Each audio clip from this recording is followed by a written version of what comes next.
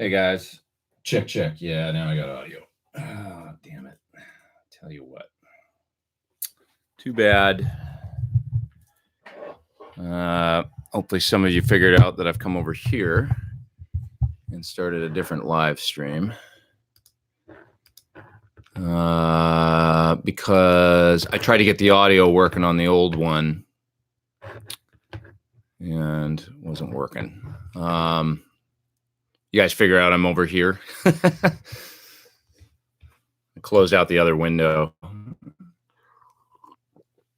If anybody else has the other window open, the other chat, I see James there. Maybe you can let the folks in the other one know. So anyway, what I had going here was my amp switcher. And my theory was it was going to work so that I could show you guys the switcher and stuff this week and get going right into Google Chrome to stream. But obviously it didn't work. So sorry about that. So I just started a new one. Anyway. Yeah, it's confusing. You know, I tried to set my universal audio as being the input for the stream. Let me just close the door over here and stuff. If there's any other noise going on. Building. So yeah, it was my hope that I could show you this this week, but it's not really going to work. The only way. Oh boy, sorry about that. Stop that problem. I think I just went deaf. All you guys are going to get is the sound of the my monitors in the room, which is unfortunate. I thought I could get the direct feed right from my interface and you'd be able to hear the switcher. It's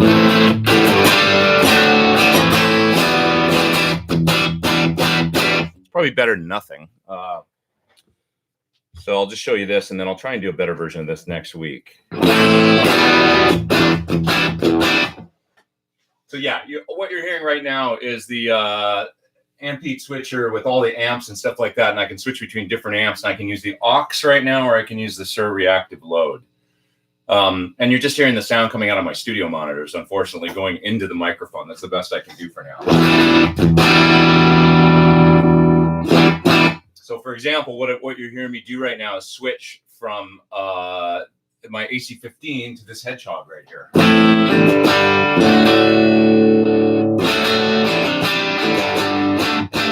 So you can easily just go right from one amp to the other.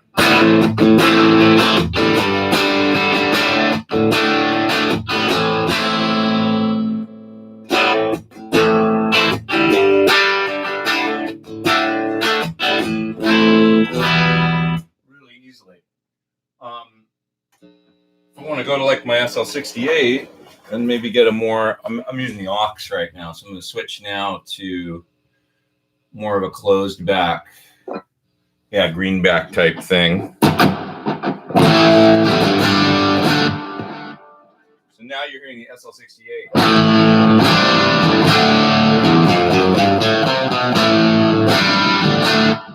Much of reverb and stuff. So now I can switch loads. I'll go from the aux now and go over to the SIR reactive load.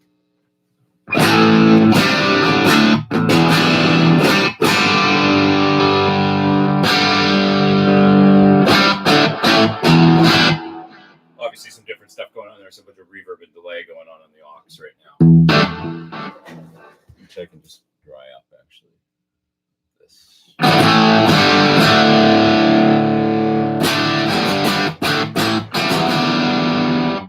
Switch back to the reactive load.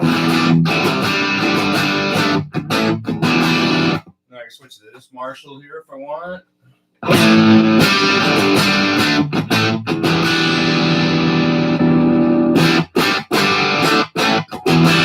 Back to the SL68.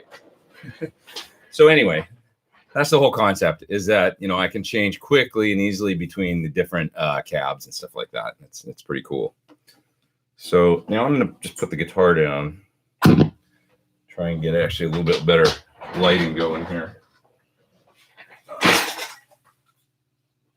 Sorry guys, I was really late getting in here today.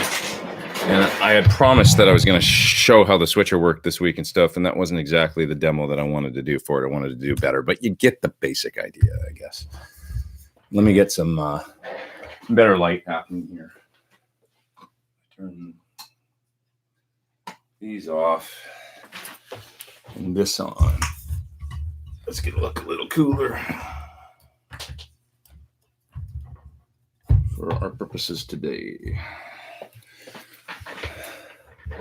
Okay. Alrighty.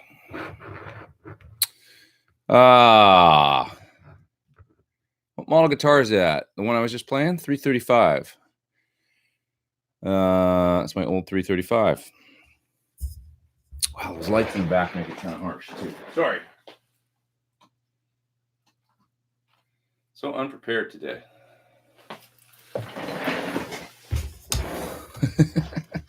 I can't get it. I can't get anything going today. I'll just drink coffee. Check this out.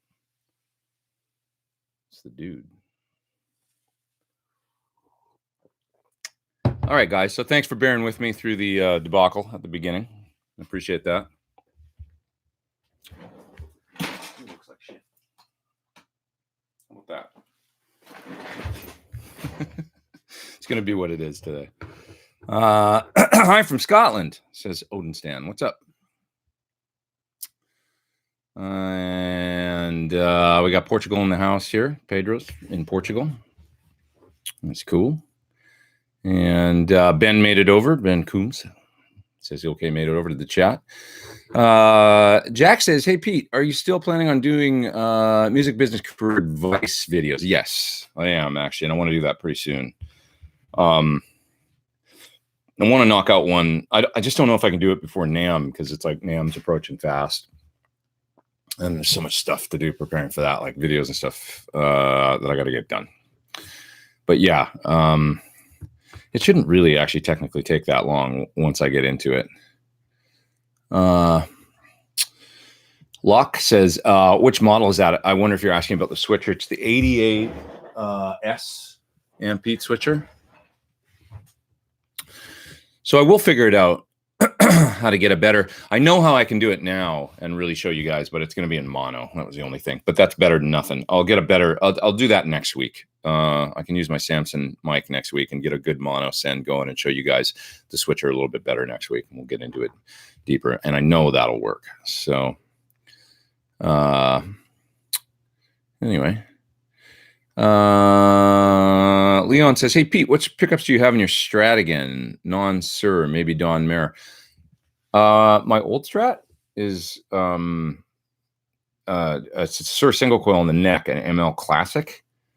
And the other pickups are stock old ones. I think one of them is a Rewind, though.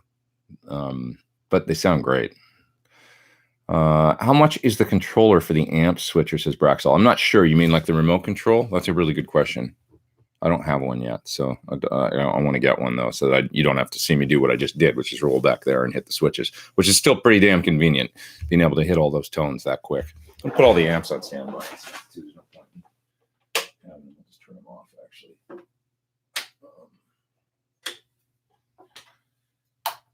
But it makes it really, really easy to, do things like the 50-watt Marshall sounds way different than the SL68. It's hairier and, a little bit dirtier, a little bit, which is, could be down to a lot of different things. But so it's nice to just be able to like you can go, oh, I can compare that instantly. Or like the clean channel in the Hedgehog compared to the clean channel in the PT100. For doing different things. It's just like really nice to just be able to go from sound to sound to sound.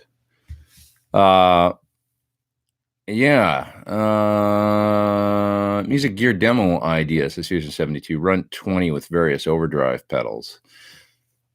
I don't have one, though. But I got other amps here. Let's see. Moving down. Hi, Pete. Can you tell me where you would put a fuzz pedal on my board before EQ or after? All depends. You just got to try it. That's from Judd. David Gilmour, used various fuzz pedals, and he always had an EQ for each fuzz. I thought that was an interesting. I've never seen anybody else do that, where like basically he had a a different EQ pedal to make each fuzz, dialed in exactly the way. So when you turn on the fuzz, the EQ would come on too. I thought that was a neat, so you can really obviously radically alter things once you've got like a graphic EQ. Yeah. Hey, Pete, loving the Celestion Sur IRs, saved the day a few times, says John. Yeah, they're good, right? I almost think they're better than some of the similar, like the original ones they came out with. For example, the 412 greenback Celestion IRs. I kind of like the Sur versions in some ways better than the, I'm gonna hit another light here. Better than the original Celestion ones that they did. I find that interesting. That they were that different, but they've also had some time to kind of get it together. And God, I look pasty today. I need a tan or something in here. Moving down. Yeah, they're great though. If anybody hasn't tried out the Surf Celestion IRs, they really do sound good. If you had that switcher, would you ever use an OD pedal? Well, and I'll show you this next week, but yeah, I've actually got my board hooked up. It's down here on the floor. You can see it right there. And what I'm doing, the signal chain, kind of interesting. I'm running into an RJM Why Not splitter. That's underneath my desk down here. Got a guitar cable plugged into it. And what it is an AB box that's got an isolated output and buffering. I'm coming out one side into I've got an Axe-FX 3 over here now and a Helix. And so I'm always running into one of those. And if I'm not using one of those for audio, I can use it as a tuner because they both have real good tuners in them. So I'm using those sometimes for tuners and also using them to record guitar through and stuff like that. But anyway, the guitar is always running into one of those. And it's real easy to just hit the tuner on those so I can see those. And then if I want to use a real amp, I'm coming out the B output and I'm coming over to a patch bay on the other side of my desk over here.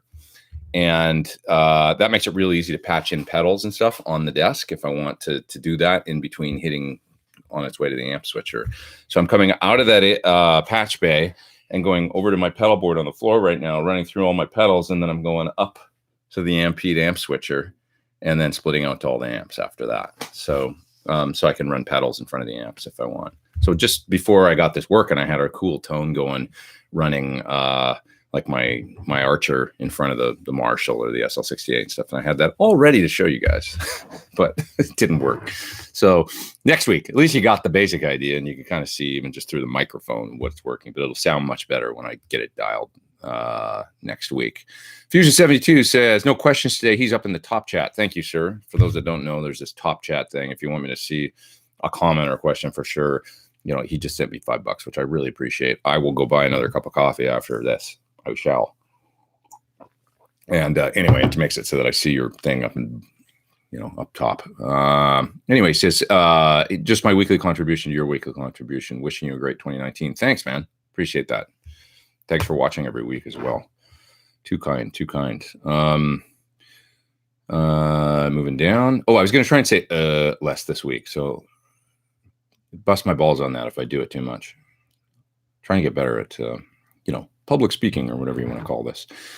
If you had that, if you had that switcher, would you ever use an OD pedal? So yeah, I still want to use fuzzes and stuff and certain overdrives in front of the switcher and all the amps. I love my Jan Ray for kind of a tweedy fat worm thing, and I love the Archer and I've got one fuzz on the board. The chat just jumped all the way to the end, so I'm going to back up a bit here and find my place. Chris says, what did you do on New Year's Eve? I hung out in, so I've moved. I'm a Pasadena, California resident now. So I'm tripping around in Pasadena a little bit. I used to live in Pasadena in the 90s, and I decided I would go back out there. So I really like Pasadena. It's a cool, it's 20 minutes for those that don't know, from the rest of LA, really. I mean, you can get downtown, you can get to, the valley, get wherever you want to go within a really short period of time from Pasadena. And it's a nice city, sort of separate from LA, nice community kind of unto itself. You never have to leave if you don't want to. And so I just thought I would go back there. I enjoyed it. And I thought maybe someday I'll come back here when I moved in like 97 or 98. And sure enough, I did about 20 years later. So I'm back out there, and I just moved, and I spent the the night in Pasadena that night. Just kind of hung out and ended up at Old Town Pub, actually, which is a cool hang in Pasadena. If anybody knows, it's like it's almost like, I don't know how to describe it. There's all kinds of bands that play. It's just a dirty old bar, has cool live music. It's a nice thing about Pasadena. There's a lot of places for live music. Still, you hear bands playing around in Old Town a lot and stuff. I dig that. What do you think of Diesel or Bogner amps, says Tylenol 88? Thinking of buying an Uberschall. Just saw an interview with Tim Pierce. He was saying how sweet the distortion is on the amp. Uberschall is kind of a cool amp, I think. I've only tried it a couple times. It's a unique thing, Diesel I like too, the couple that I've tried. There's that one channel, I think it's channel 3 on the Diesel VH4. That's kind of the legendary one. That's like that particular kind of great heavy drive sound. And you saw people like Adam from Tool use, I think, for a while in conjunction with an old Super Bass Marshall. But which is a great rig, by the way, using like a modern gain amp like that's got that tight kind of dry sound, and then using a big, surly kind of old Marshall or something. Is combining them together pretty cool. What kind of foam did you use to seal for the doors? You've got an interesting screen name there, sir. I'm not going to say it. The foam is, I'm trying to remember what it's called. I got it from Stephen Klein's sound control room in Studio City, and it's basically neoprene rubber foam, but I can't remember the brand or anything like that. But anyway, Stephen Klein's sound control room, if you're looking for some. It's very dense, and it really does the job. It's great, and it ain't cheap. I actually ended up with too much. I bought too much of it. Maybe if somebody needs some, let me know. Moving down. All those guitars, and yet still no Sir Aura. Come on, John. That's from Matt. I hope to get one to do something. I need to make a video pretty quick here for something, and I hope that he can maybe, he's got a lot to do though, and they take him a while. He really. I don't know if a lot of people know this. I'm going to tell a story, and I don't even know if John wants me to tell this story, but one of his first gigs was working as a repair guy at a shop in New Jersey, and they fired him. And the reason they fired him is because they wanted him to kick out guitars quicker. He would be doing fret dresses or fret jobs on guitars, and he was taking too long for them. And so they fired him. And that's actually how it's a long story. I'm not going to tell it right now, but it's how he ended up at Rudy's in classic 48th Street Rudy's Music, was because that store in Jersey actually fired him. So he took a long path from there of working in a restaurant as a short order cook, and then ended up getting a job at Rudy's through that job. But anyway, they let him go because he was too meticulous with his work, and they just wanted to kick it out the door. And he's like, no, I'm not going to do that. It has to be just right. So fast forward all these years, he's doing all that footwork on those Auras, and it takes him a minute. So that's what's going on. But of course, it's impeccable. You get an Aura, you've got a guitar that all the finishing stuff was done by John. And, there's customers waiting for those guitars. So it's like, it's worth the wait. Eric says, hi, Pete. Did you get to try the Creamback Neos this week? I did, actually. So this is a cool discussion. So for those that don't know, Celestion makes a Creamback Neo speaker, neodymium magnet. It's lighter than a regular Celestion speaker, and basically what the goal is that it sounds like a greenback or whatever, but they call it the Neo Creamback. And I was excited to try them for an upcoming cabinet that we're working on. And I did try them, and I do like them. I do think they sound good. I still think a greenback does the greenback thing for me. It's we all listened to it and we liked it. I'll tell you what it sounds like. The Neo Creambacks, they sound like a real worn-in greenback, which is cool. They're a little smoother than a greenback, which is really nice. And they're maybe a little bit, I would say, a dB lower efficiency. I don't know if that's 100% true, but I mean, that's what everybody in the room was hearing. That it sounds like it's like a little softer sound. And then the greenback has it's a little hairier on the top end, but the low end is also a little more, and it just sounds a little more like, coming at you. And the Neo had a little more relaxed sound. And for what we're doing in the particular, I'm not saying that it might be great for, like, for example, the Celestion, like the EVH speakers, or the, which is the same as the 20-watt Heritage Greenback. They're quite low efficiency. I think they're 96 dB as opposed to 97 or 98 for the standard Greenback. And it ends up, the speaker, the Greenback kind of reminded me a little bit of the Heritage Greenback a little more, especially in that efficiency thing. And I don't know if it specs out like that or not, but it just didn't sound quite as loud in the room. And for what we're doing for this particular cabinet, we don't want that. I don't think. I think we want a little bit more than what it was doing, which isn't to say I don't like it. I do think it's cool. Everybody liked the smoothness of it. It had a real nice, it's real cool and kind of a little bit easier on the ears than a regular Greenback. But then again, you have to balance that with knowing that, well, yeah, but that thing that the Greenback can be doing when you're sitting right in front of it is going to translate into a recording or through a microphone as being, that's good tone, as being, you don't want to make something too smooth, I don't think, or too polite around the edges sometimes, or it can end up sounding polite in a track. So that's always the balance. Anyway, Greenback, you can't go wrong with Greenbacks, right? If you had a cab with a 212 cab with 2 Greenbacks, everybody knows what that sounds like. It's a good thing. And so what I'm getting at is we're sort of veering towards, I'm not saying that we're settling on those speakers for this cab either. We're actually going to look at some different ones as well. Going to go back out there next week and listen to some blends, some different things. One thing I want to try is a Greenback and a V30, or a Greenback and an H75 Greenback. I want to try that and listen to some blends and stuff like that, and see what we can arrive at. But it could be just, that we like 2 Greenbacks, which is you can't go wrong, right? I mean, that's a great sound, and everybody knows what they're getting when you get into, ordering a cabinet like that sight unseen or something. This cabinet that we've done, it's nothing revolutionary. There's other ones out there that are a similar dimension and stuff, but it's great. It sounds great. It looks super cool, and I really like it. So right out of the first time I plugged it in with both the the Greenbacks and the Neo Creams, were like, damn, the cabinet, like, just listen to the resonance and everything. It sounds really cool. So let's see here. Somebody's having problems with the bandwidth. Boogeyman. I did a speed test out here, and my upload speed is 20 megabytes a second. It's pretty screaming fast, and download was 112 or something. So I don't think the bandwidth is an issue on my end. Let me know if anybody's having bandwidth issues, and hopefully the sound's good for everybody. Somebody says they've got no sound, but that must be a problem on your end as well, because I'm seeing the sound come out the meter, and it seems like everybody else can hear me.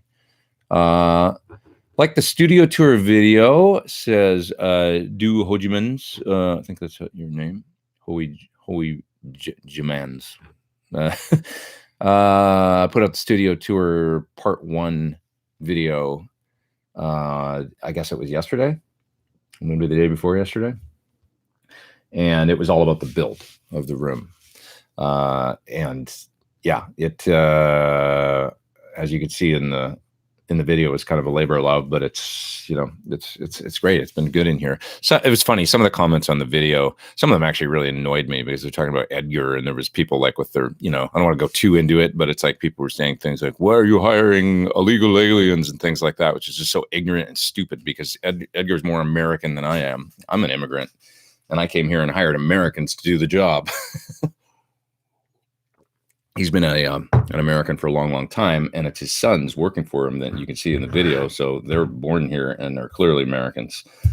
So it's such a stupid, asinine comment. It really pissed me off, actually. But because he's a friend of mine too, and he's a great guy, and he works his ass off, and has his whole life. But anyway, there was that, and then there was another guy that said, like, "Oh, you made a box inside a box. There's no windows, there's no vibe, there's no whatever." And it's like, I don't know. I don't have any problem being creative in here. I've always worked in studios that look like this, It's sometimes it is what it is. The concept of having the perfect building and with the beautiful windows that overlook some sort of scenic vista. I mean, it's like, give me a break. Like, well, I got to pay my bills, and I'm not independently wealthy. I do the best I can here, and And, just to have a studio in LA it's, as well as a home and stuff like that, it's a struggle on a musician's budget. So we're all doing what we can. Yes, if I could have a studio on the Thames like David Gilmour in a boat, I probably would, but I'm not David Gilmour. So Daniel says, Pete, I see no keyboard or drum pad. How do you program drums? I generally start with loops. So I'll use I do have a little MIDI keyboard, but I don't even think I've broken it out in this new room because I haven't found the need. I use Superior Drummer a lot now, and I was using Easy Drummer before that from the same company, TuneTrack. And for those that have never tried those programs, they're so great. There's a tap in the beat thing that just on the screen, you can just, you type in a groove. So think like, okay, you set up your DAW with the basic tempo you want, you call up this tap in the groove thing, and you just tap in the kick pattern you want, the approximate snare pattern you want, and hi-hat or ride or whatever, close to what you want. And then it kicks out hundreds of grooves that are built into the program that closely match whatever you just did. And then if you need to alter one of those, you can easily alter it just in the MIDI grid or whatever. It'll kick out fills. You can then pull that into a thing called the Song Creator in Superior Drummer. And this is also an Easy Drummer. It's so easy to use. And the Song Creator gives you versions of intro parts, versions of verse parts, versions of pre-chorus, chorus, fills, intros, endings, the whole thing, lists them all in a simple thing. And then you just listen to the grooves and go, that sounds close to what I want. You pull it into your track and your DAW, and you can just assemble a song that way really easily. And if you got to then go in and tweak a note or something and move it around, I just do it on the grid in Logic. Very, very simple to do. And check out Easy Drummer and Superior Drummer if you want to get into this sort of thing, and it'd be really helpful for your songwriting stuff, because I just love it. I still use Steven Slate drums and other drum programs sometimes, but Superior Drummer has become my main. Sounds awesome. I mean, it's like you can hear it in most of the stuff I've done recently, like the Cinnamon Drive video, and it just sounds great. Really great programs. I can't recommend TuneTrack enough. It's just really nice stuff to get work done quickly. There's a couple people up in the top chat. Once again, Fusion 72's up there. He says, your patriotism is worth $10,000, or maybe that's $100,000.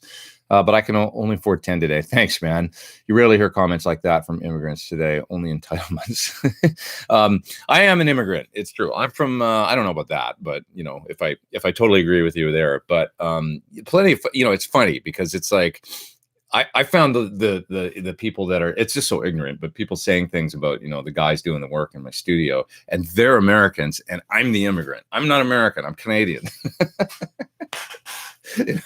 And I came here, just keep that in mind. It's like I'm a Canadian guy hiring American citizens to do work here in America, and somebody just turned it around completely and said, what's up with the American or whatever hiring the illegal aliens? And they're doing it purely because of both the language people are speaking and because of the color of their skin, right? Which is, it's just give me a brick. It's so lame. It's like, I'm the immigrant, they were Americans. Let's get it straight, and it's crazy. But I don't want to turn this live stream into a talk about this, but I've been here for a long time, and I had to fight to be here and all that stuff, and go through the visa process and do everything, and it's hard. It's really hard, and it's long, and I mean it's years of the shit that I had to do. It's like it's a long, detailed, bureaucratic, complicated process to be to get to the point where you can work legally and do all the things that you want to do in this country.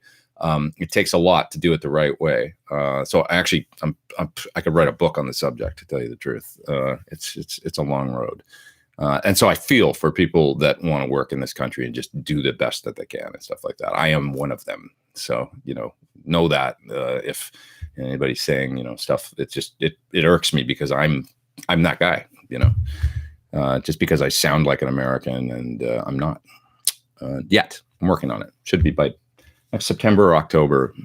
I'm in the process right now of actually becoming American. So Tim says, he's up in the top chat. He says, hi, Pete, great studio tour. Thanks. A while ago, you had talked about the Thornbucker Plus being particularly good for certain guitar woods.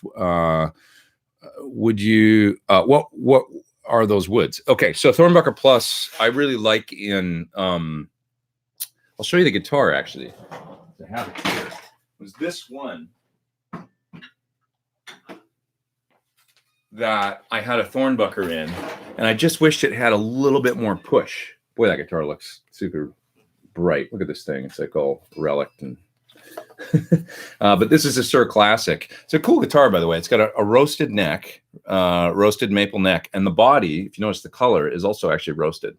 So this is an alder body, but it looks quite dark. It almost looks like mahogany. It's roasted. So in this guitar, I really love the tone of it, but and the balance. 2 V60 single coils, and it had an original Thornbucker that was a silver, a nickel silver cover. And I just wanted a little more, and so than what I was hearing, but yet I was very happy with the way the Thornbucker sounds in like my Les Pauls and stuff like that. I have it in my old R9.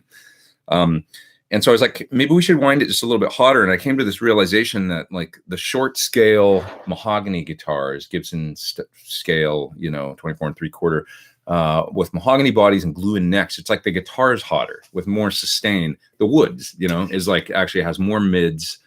And because the mahogany neck, mahogany body, glue-in neck's got a little more sustain. So it's like in a guitar like this, bolt-on neck with an alder body, maple neck and stuff like that, and the longer scale, I feel like I want to pick up in a guitar like this that's just got a bit more push.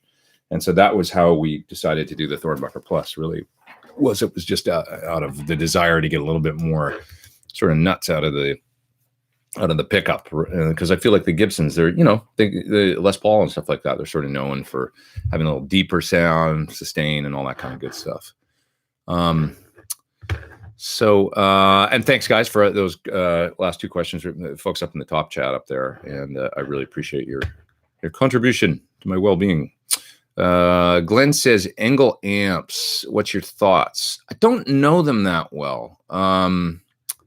I don't know Engels that well, and that's largely just a result of you don't see them that like I don't know a store in LA that carries them. Hoagie says, just because you're a good dude, Pete, always have been. Thanks for always giving up your time to chat with us lowly peasants. Give me a break. I am a working musician just like the rest of you folks. That's Hoagie, and he's up in the top chat. Thank you, sir. I appreciate that.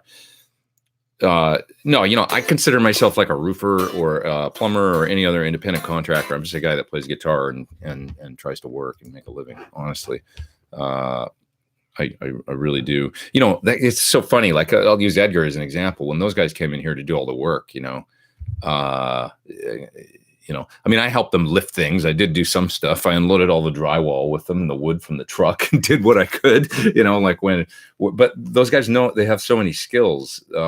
I'm all about hiring people that know what they're doing to do things. I tried, for example, once to do a refret on a guitar. I bought all the stuff from Stu Mack and, all the right tools and everything. And I did it. And I was just like, I suck at this. And it would take me a long time to become good at it. And I'm spending all this time doing this that I should be spending on playing when other people know how to do this stuff. It was just one of those experiences that taught me, like, I'm totally cool with paying people that are experts in their thing to do their thing, and I only know how to do a very specific few things. That's the way I view it anyway. I know sort of a lot about a very, very, very small, specific area of life. And I really appreciate when people are experts in their field. Anyway, Simon's up in the top chat. He says $5.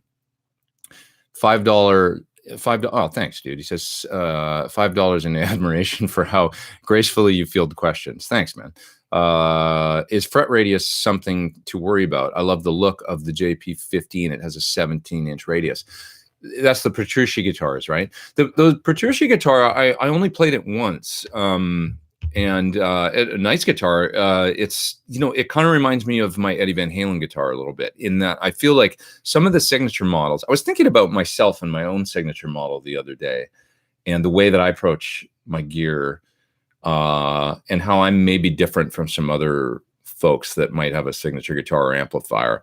The Petrucci one is a very specific thing, and he's a stylist. He's an incredible guitar player. It's a little bit like Steve Vai. It's a specific thing where it's like, or Ian Thornley in the Sir lineup. He's got his guitar dialed in exactly for what he needs. And it's a specific, everything down from the neck shape, right? You're asking about the radius. It's quite a flat radius in that guitar.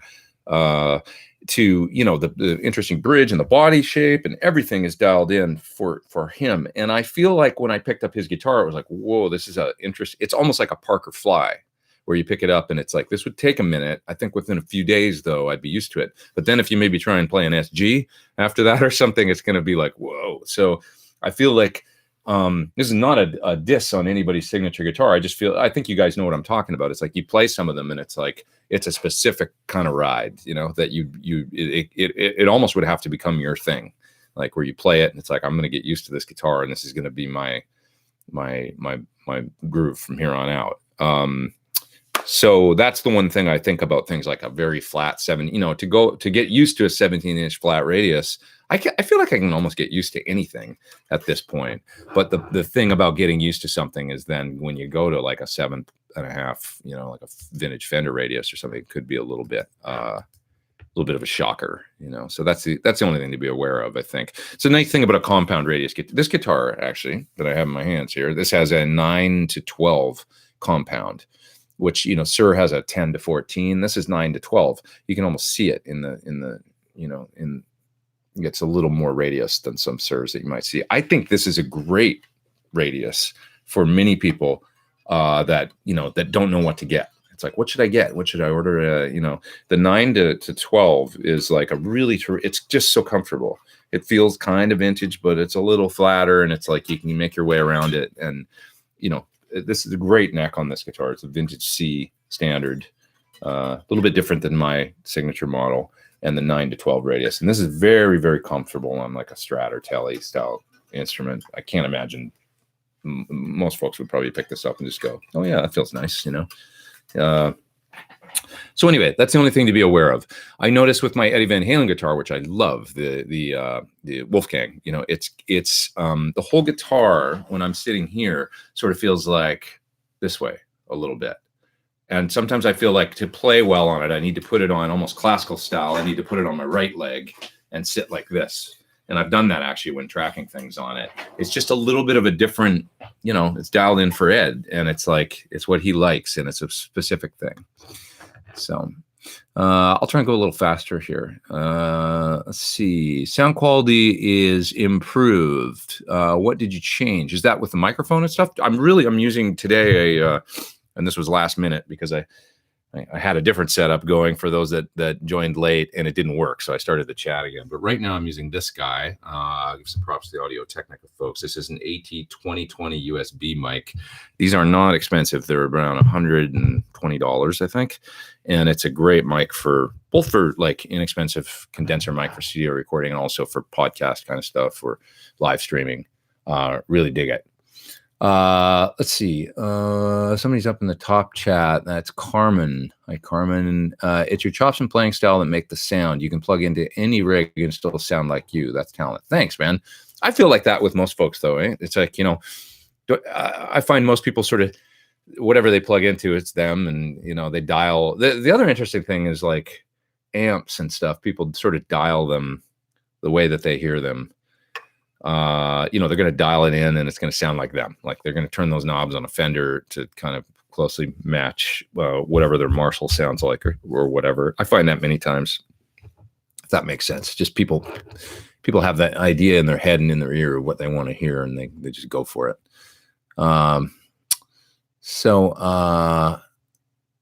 Let's see. Moving down.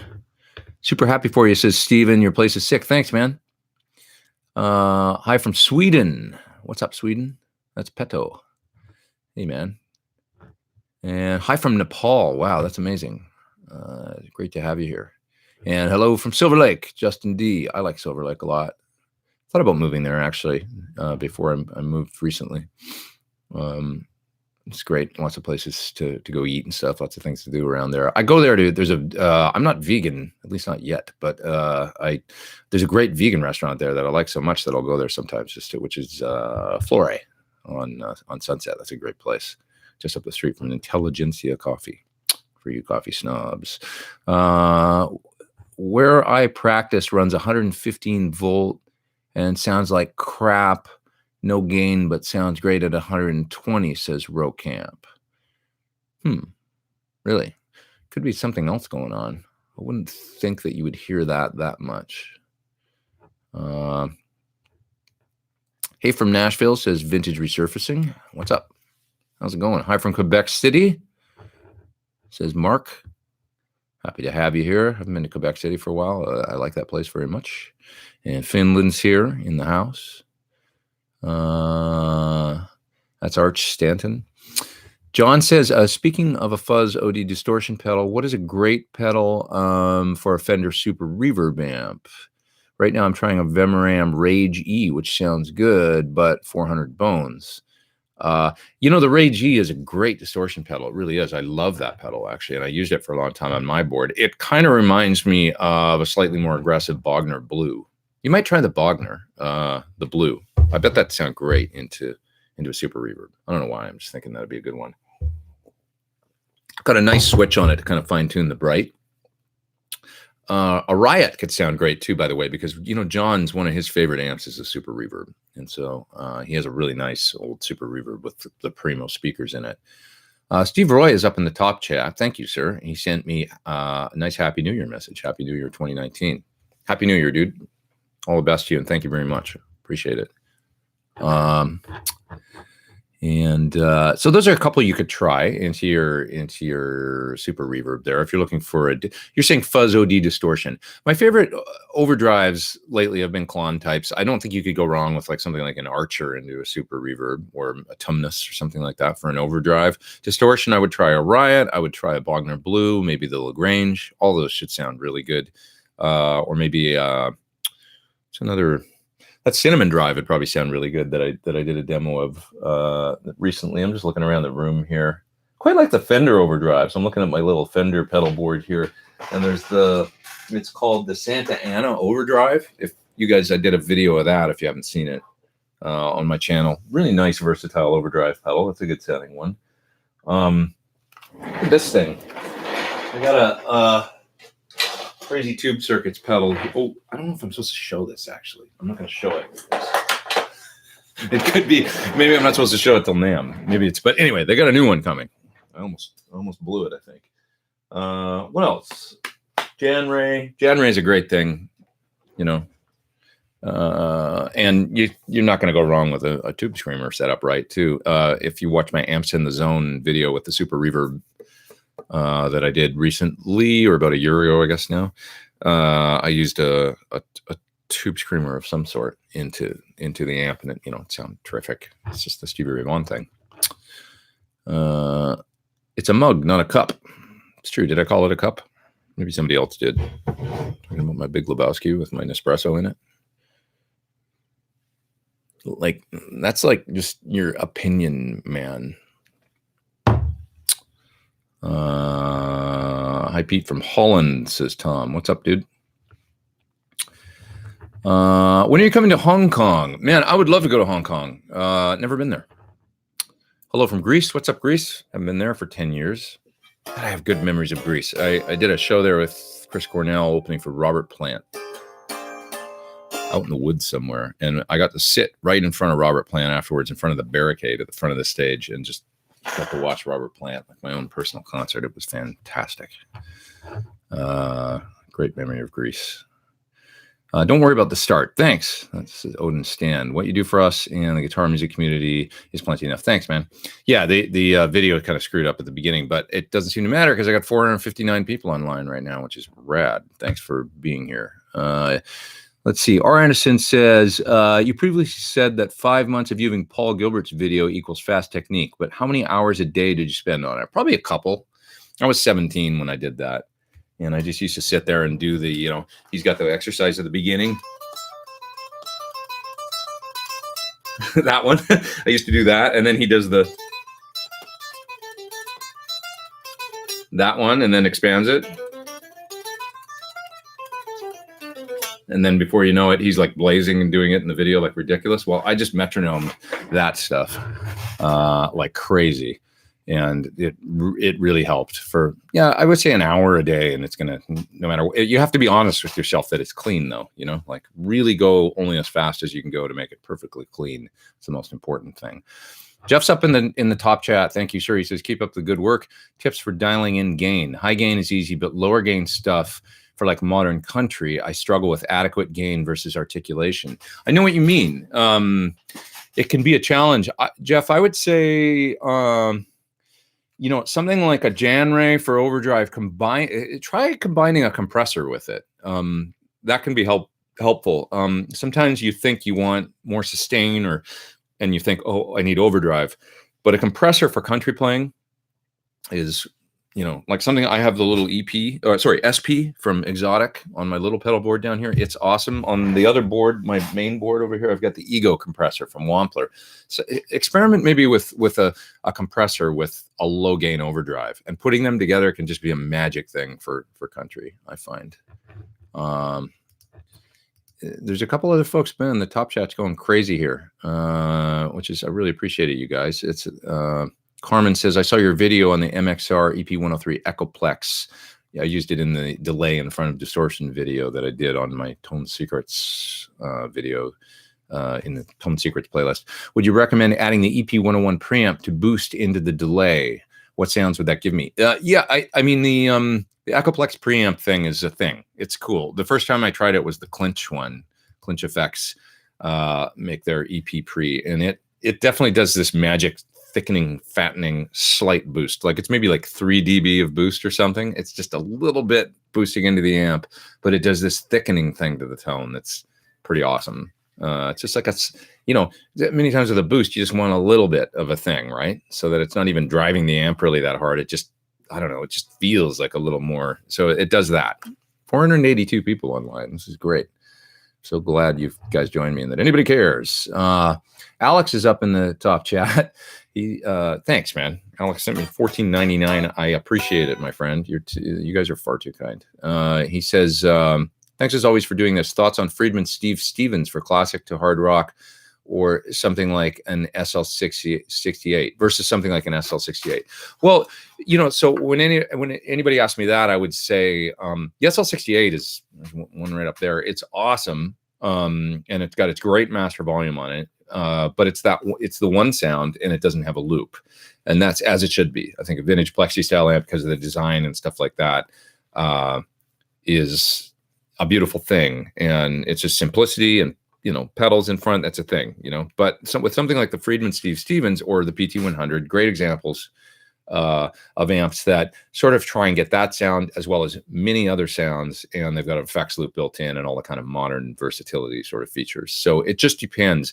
I will say that I think the SL68 even, or that type of amp, I can't dial in the PT to sound exactly the same. I can get a great comparable sound, but it won't sound exactly like that. And if you want exactly that, there's a reason the amp doesn't have an effects loop in it and stuff. It's just this certain thing that it does, and there's no free lunch, I think. If you have to ask yourself what kind of guitar player you are. Like, I'm a roll down kind of, am I doing mainly classic rock on my gigs where, if you're playing, ZZ Top and Free all the way to AC/DC and Van Halen, maybe that's all you need is like an SL68. But if you're doing, any kind of R&B and funk and country, and you need some versatility, and then you need real high gain, and maybe sometimes you want to play metal too, now you need something like a Steve Stevens SS100 or the PT100 or something like that. If you want to do any kind of post delay reverb that's clean, you need a modern amp to do that stuff. So it just depends on the type of player you are. Just look at what you need.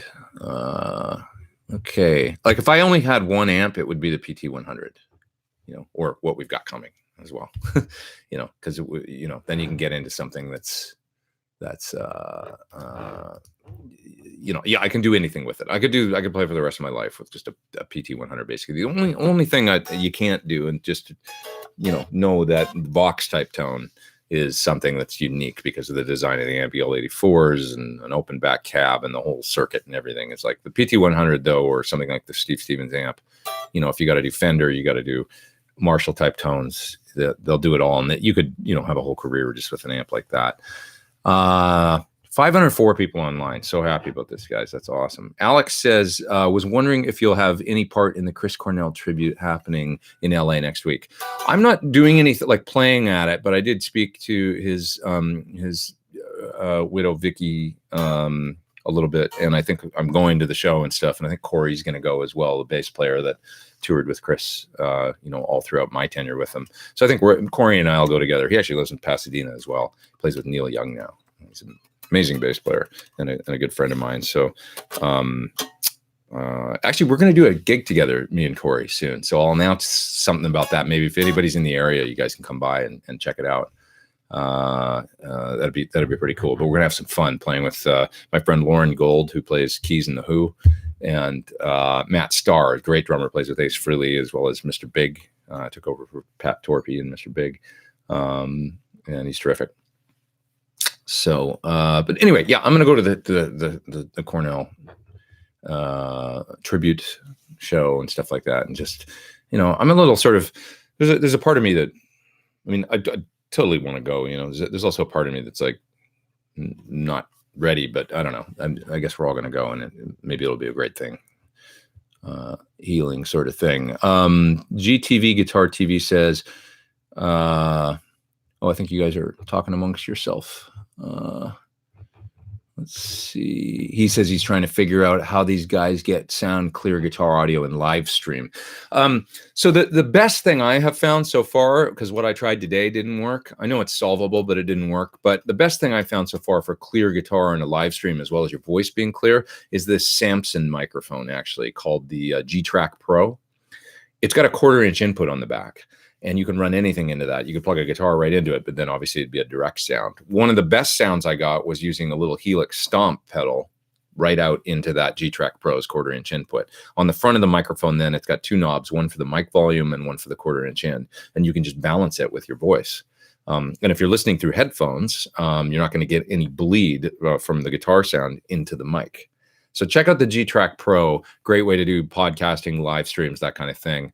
It's the best way I found. My only issue with it is I wish the input was a stereo input, actually, because I'd love to be able to do stereo audio on these live streams with some guitar sounds. But anyway, next week, what I'll do is do a proper demo of the switcher with using the G-Track Pro, and I'll just have a mono send going out into. I know it's going to work, and it's foolproof. So that's what I'll do.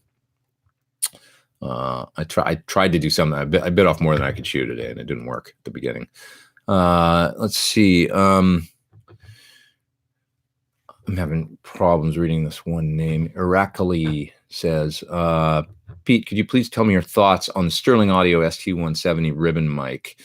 How is it versus the SE Electronics ribbon Voodoo VR? I like them both. I've used the VR for many years. That Sterling Audio microphone really blew me away, and it's active, so it's got tons of gain.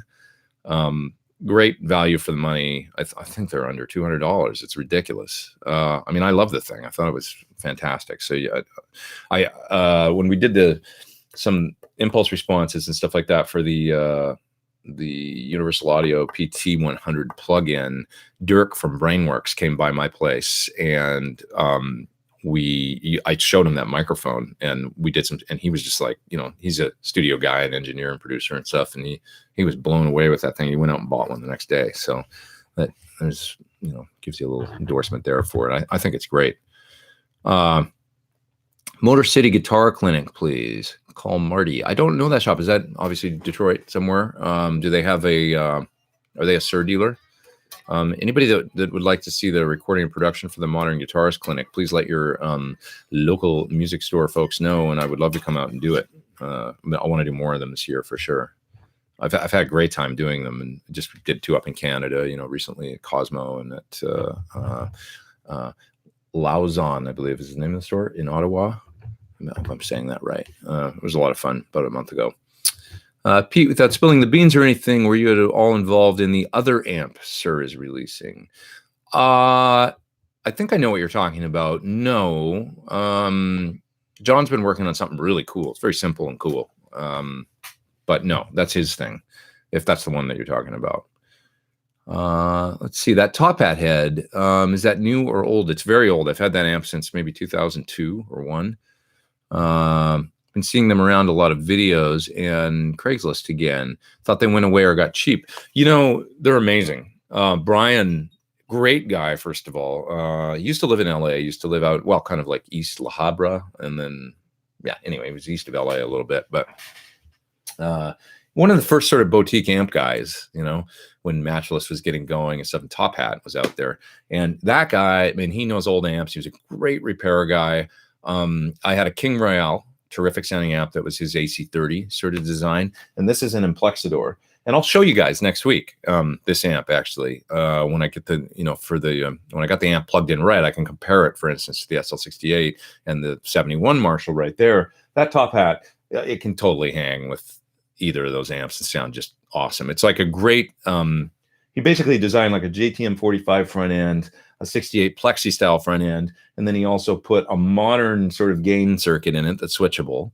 And he put a switchable bright cap. So you can make it kind of aggressive, like my 71 up there, or a little bit cleaner and a little bit warmer sounding without the bright cap. So it's all switchable in there, and then just got the standard Marshall sort of EQ. That amp sounds killer. It's a great 50-watt Marshall is all it is, really. Alex says, thanks for the amp comments. You bet. So you opened the door. If you could only have one amp, would it be the PT100 or the new amp coming? It would probably be the new amp coming, to be honest, because it does more. You guys will see. But it's so great that for a one-stop shop for one amp, if you got to have one, I really think we've cracked this code of making something that is so damn simple yet versatile and useful in different situations. I didn't sort of expand on this earlier, but I'm just going to mention it right now. Like when I was talking about signature gear and the way that I approach it, as opposed to the way somebody like John Petrucci or somebody like that might approach it. Somebody like John Petrucci, I mean, he's making the ultimate guitar for him. I have this different thing where I'm sort of a guy that, like, as you guys know, I mean, I try on a lot of different stuff and things like that. And I'm also sort of a little bit of a jack of all trades because of my gig. I'm a side guy mainly, going out and playing with other people. I have my own music out, but I'm not as much of a stylist as when you think of somebody like a Steve Vai or John Petrucci. Those guys are like, they've made their whole career being doing their own music and stuff, and which is incredible. And it's like the ultimate, I think, that's the goal. I've had a different sort of path of being like, I play with other people and I learn their music and stuff like that. So it's a different type of path. And because of that, maybe my signature gear is a bit more, it's reflected in that. I'm thinking about the things that, like, well, what does a working musician need, as opposed to what do just I want there's a lot of that in it, but there's also like, well, it's got to do this. And I'm thinking about all the different things that somebody might want to do with something. Cause I might need to, like, well, what if I got to go to a session, there's no cartage fee and they want me to go direct on a gig, and how can I do that, but still have my tube amp tone and all those kinds of things, So this is what you see with the, why I'm so into things like the reactive load and, versatile switching on a guitar and series parallel switching. It's all born, and staying in tune, having a bridge that, it's all born out of like doing my job, some of the things that I have to do sometimes. And it shows up in the design of the gear and stuff, which is, I hope, what people like about it is that they go, oh, I could use that in my gig. That's going to work for me. So let's see. Hi, Pete, do you use a monitor control station? Which one do you use? I have this little radial one, which is called the monitor control. Actually, it's right here. It's MC3. Nice little box. It allows me to switch between two different, I can't really pick it up because it'll unplug all the cables if I do, but it's right here in front of me. And it allows you to balance the levels of two different sets of monitors. It's got level controls right on it. It's got its own headphone out on it. It's a very simple device that just allows me to switch between. I've got Atom A7 speakers as well as Barefoots, and I can switch between them. So that's the one I use. Nice, inexpensive, works really well. Radial makes great stuff. Do you have a guitar instructional lesson? I do have a couple. Yeah, I've got some stuff on Jan Track Central. Go to jamtrackcentral.com and you will find me on there if you search for my name. And I've also got a lesson on my website that shows you how to play some of the things off of my first solo record, Guitar Nerd. It's a 75-minute, it's called the Guitar Nerd lesson. And that's on my website, PeteThorn.com. Does Sir make really hot single coils to pair with your bridge Thornbucker? That's from Old Guy's Guitar Vlog. You don't actually really need super hot ones, I find. I mean, something like a Landau Standard, they call it something different now. I don't know what he calls it, but it's got a different name. But that pickup, or V60 LP, which is what I got in this guitar. This is a great, I mean, I've got two V60 LPs and a Thornbucker Plus in this guitar, and I have no problem, with the balance. Yes, the humbucker's a little louder, but, it's okay. Tell us something about the new amp, says Jack. Well, okay, I'll tell you a little bit about it. I can't tell you too much yet because we got to keep some stuff, but it's not a single channel amp. There's multiple sounds in it. And the one thing that I've discovered is that because, it is no secret also that it's lower output than what we've done in the past. And one thing that I really love about it is the channel 1 clean channel sound is so it sounds like so touch sensitive, all that superlatives you could use that are so cliche, but organic, touch sensitive, dynamic response to the, it's, and that was almost like, I sort of thought because it's partially due to the power section in the amp and also just the design, but it's even better, I think, than what we've done in the 100 watt because it's so juicy and feels so good. And with pedals and stuff, it's just awesome sounding. Now, of course, the drive sound is it's bold too. It sounds amazing. But that channel 1, what I was noticing about it is the organic. It sounds like a great single channel vintage amp or something, or a modern boutique thing that's only got 4 knobs on it that sounds, that where you're like, yeah, but it's like the point from point A, my fingers to point B, the speaker is a small path that it just has this instant kind of, I don't know, juicy, incredible quality. And it'll go anywhere from, I would say anywhere from crystal clean, sparkly to raunchy, brown face Fender kind of stuff, all the way in between, even, yeah. I mean, it's just, it'll get gainy if you want it to and sound like a great second kind of crunchy thing with a big brawny kind of sound and anywhere in between. It's so good. So that's one nice thing about it. If it was an amp and it was only that channel, I think it would succeed on its own. So that's really the way I feel about it. So that's a nice thing. What's the one fuzz you can't live without, says Chad. I have a few favorites. The one that's been on my board forever, though, is the Boss Hyper Fuzz, which are really expensive now, evidently, online. Yeah, it's a bit of a sleeper, but I love that thing. You turn it on and it brings a smile to your face instantly. It's a great sound. It does this Octavia thing, but it's gnarlier. It's like a great, big surly fuzz mixed with an Octavia on the setting I use it on. It sounds so cool. So that's the one I really like. It doesn't do a fuzz face thing. It doesn't do the cleanup thing or anything like that, but it's for that one thing, man, it's killer. If you're trying to play a solo and a distortion doesn't work or an overdrive doesn't work or it's too tame or you're just I need something different, there it is. So my other favorites are the Crazy Tube Circuit Starlight, an incredible sound that sounds almost like a distortion at lower levels, but then as you get a gainier, it's a big brawny fuzz for sure. And I really like the BA Hot Fuzz as well, because that is a treble booster built in. So if you combine the fuzz and the treble booster circuits, it's just great sound that I really love. So those are kind of 3 of my favorites. I got one here, actually, the Wampler Fuzzstration. It's around here somewhere that I'm going to do. Oh yeah, it's right down there on the floor. Let's show it. Give Brian a little love here. I haven't actually tried it yet, but I have to make a video of this, and probably this week, actually maybe even later today, I might start on. This is supposed to be great. Dave Friedman was raving about this thing and saying how great it is. So, and I guess it's got an Octavia kind of thing in it, and fuzz octave. I guess you can switch in. Yeah, you can switch in the octave separate. It's supposed to be great. So, look forward to trying it. I like the enclosure a lot. It's cool the way it's laid out. So excited to do something with that. It's funny. Fuzz pedal videos are some of my favorites to do, actually, because it's not the same, as an overdrive or a distortion, and they tend to get the least views out of anything. Fuzz videos. I don't know why. It's like fuzzes are so cool, but fuzz videos, distortions and overdrives are always the ones that people want to see, and the fuzzes can be some of the most fun ones, I feel like. And it's just they're not.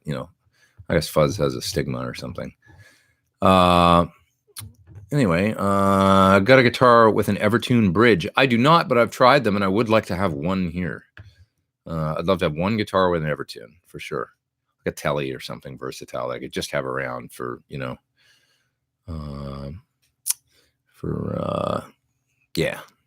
to be in tune when you don't feel like tuning. Might be a Tone Talk topic. Ever heard of watt grinder, tone grinder preamp tubes? No, that's from Charles. What is that? Is that like a solid state replacement? You know how some companies make those solid state replacement tubes? I'd love to know what it is, though. I've never heard of it. You've piqued my interest. Dan says, good afternoon from Minneapolis. Thanks for all you do for guitar. Thanks, Dan. Are you going to the Rev Amp, or are you going to try Rev Amps, Pete? I've tried Rev Amps at GetCon. I've played through a few. New studio looks killer, says Paul. Thank you. Thoughts on a Soul Tone JTM 45 combo? I have a chance to buy one. Don't know about those amps, but I love JTM 45s. It's a fairly simple circuit. I really feel like, honestly, with something like that, as long as the amp is reputable and, if they're copying a classic kind of circuit, it's like, Metro makes a great one. There's all kinds of, I like a JTM 45 is something I would really like. Park mix one, and I wanted to get one a while ago because it's something I don't have here. Well, I sort of do. I've got the Amplexador there, and it's got a JTM 45 front end. I have a switch on it to go between it and but for a true JTM 45 sound, you're supposed to have KT66s and all that stuff. That amp is EL34, so it's only going to be the preamp. Let's see. Phil says, hello, Pete. Palmer PGA 04 versus Torpedo Live. I've already got the Torpedo, but I'm realizing my rack has too many A to D or D to A conversions. PGA 04 is a load box, right? I think I think I know the one you mean, but if you've already got a Torpedo Live, which is a really, really good load box, I've used them, and I still have one. I don't really think you need to look any further. I would just, I would hold on to your Torpedo Live. I think for me, I love the Torpedo Live. I think it's a great product, and there's something nice about it's all in one. Which now until the reactive load came out, there wasn't sort of something in a similar price range. Reactive load is even less, but that did what the Torpedo Live does, which is host impulse responses and cabinet sims, and also have a great load built in one portable package. So you've got a good thing there. I don't think you need to look that much further. If I was going to get something different, it would be the reactive load IR. Yeah. Tony Kennedy says, hello, everyone. Happy New Year and greetings from England. Just got an Atomic CLR. Sounds amazing with my AX8. They are great. The first time I heard the Atomic CLR, I was like, what the, like, it sounds, it really reminded me of my A7 monitors, actually, my studio monitors, just in a bigger package that was capable of a lot more volume. It sounds like a studio monitor. And the off-axis thing is what's incredible. You can go to either side of that. They made a great full-range cabinet that's very, very flat. And what I loved about it was I could tweak a tone on my studio monitors and then plug into that thing. And it was like, yep, that's it. That's exactly what I did. It didn't sound no different or woofy or woolly or, in my mind, you don't want a full-range cabinet for live to give you anything other than what you heard maybe on your headphones or, if we're talking about modelers, which is what they made that thing for, I think it's really important that it's pure and has a great, like you don't want any surprises when you get to the gig, right? You want to put that thing on stage and have basically what you were tweaking at home or in the rehearsal studio. So that's the great thing about this Atomic CLR. I think it's a great product. And I told them as well, back then I remember saying, screw the guitar market. Like you guys just made an awesome sounding full range monitor cabinet that you should be, breaking into the sound, PA, sound reinforcement, for bands. Anybody that needs a great powered monitor could be buying this thing. Don't just target the guitar modeler market, which is a much smaller segment, obviously. Could be a great thing for an acoustic guitar player that's doing a single or duo kind of gig, or for church applications, or for PA for whatever sound reinforcement stuff. You need a good powered monitor. You want to deal with power amps and separate monitors and all that. It sounds amazing. One of the great things, I can't reiterate enough, is the off-axis thing. It's due to the coaxial. Is coaxial, is that the right word? Concentric. I think that's the word. Somebody out there correct me. When the tweeter's in the middle of the driver, right? Concentric, right? Driver. Is that what I'm talking about? It's got that thing. And the sweet spot is huge. You can walk to left or right. You can still hear the sound coming out of the cabinet without it. It's not very directional. It's really got a big wide spread. That's great. According to Dave Friedman, says Fusion 72, the Runt 20 and the Golden Pearl will get you into HBE overdrive territory. I would think so. It's Golden Pearl's got lots of drive, similar to his old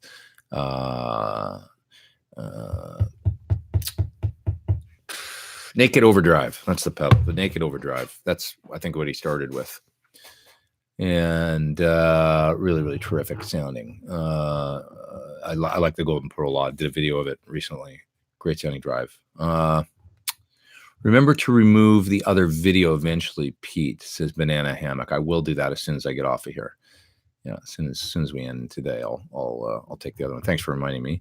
Delay in the effects loop for clean versus overdrive versus distortion, says Kyle. That's a great question. So you're saying, what do I run? Let's just talk about time-based effects in general. In front of a clean amp versus an overdriven amp versus distorted amp. Clean in front of, any kind of delay or reverb in front of a clean amp, like something like an AC30 or some sort of Fender Deluxe Reverb, whatever. It's a beautiful thing to me to run it in front, because it's juicy and it's organic, and the amp's not distorting enough to screw up the sound completely of the verb or the delay. It just kind of compresses it and gives it a real vibe. Know that as you drive the amp, especially a low watt amp, and the amp's getting driven into some overdrive, the effects are going to seem much louder. So that's the only thing, is that when you're setting your mix levels, your effects and stuff, if you turn up the amp, the effects are going to get noticeably more compressed, and they're going to start driving a bit. But it's a beautiful sort of organic thing. That's when you think about the great tones of, like, the Edge or something like that, with the delays bouncing back really prominent. That's that echo hitting an AC30 that's driving just a little bit, and it's compressing the delay, and it's got a great quality to it that's a little bit more juicy or something than using an effects loop. Now, once you get into overdrive and gain sounds, and if you want a clean, long delay, if we think about kind of Guitar Hero, guitar soloing sounds with 4 repeats of a long, or 400 or 500 millisecond echoes and things like that, now you need to kind of put it in the loop in order to get any kind of clarity out of the effects. But maybe you don't want clarity. That's the other thing, is that if you want it to sound crazy, and Jimmy Page or Eddie Van Halen or whatever, mainly short echoes, Echoplex style echoes and stuff like that. But that echo bouncing back was a big part of, Joe Walsh, people that use the Echoplex into the front end of a Marshall or whatever. That's a great sound too. But if you want it clean, and you want, those, either a long reverb tail or echoes that are, coming back at 400, 500, 600 milliseconds with, 4, 5, 6 repeats, you're going to want to use an effects loop for that. So on that note, Christopher Coombs says, hey, Pete, you rock. Just picked up, he's up in the top chat. Thanks, Chris. I appreciate that.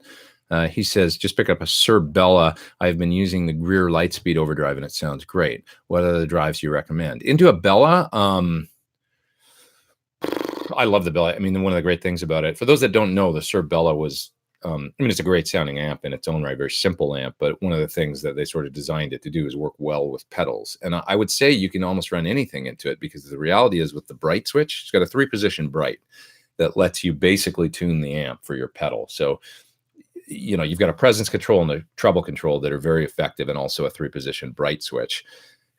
If you hit the amp with a distortion pedal that sounds too swarm of bees with your preferred bright setting, turn the bright down to the next setting or off, and then just add some presence and some treble. And what you're going to find then is you can find that balance. So the reality is, I think it's going to work great if you've got a good overdrive pedal that is, well-regarded, reputable overdrive. It's going to sound good into a Bella. You can't get a bad sound. But some of my favorites would be Jan Ray.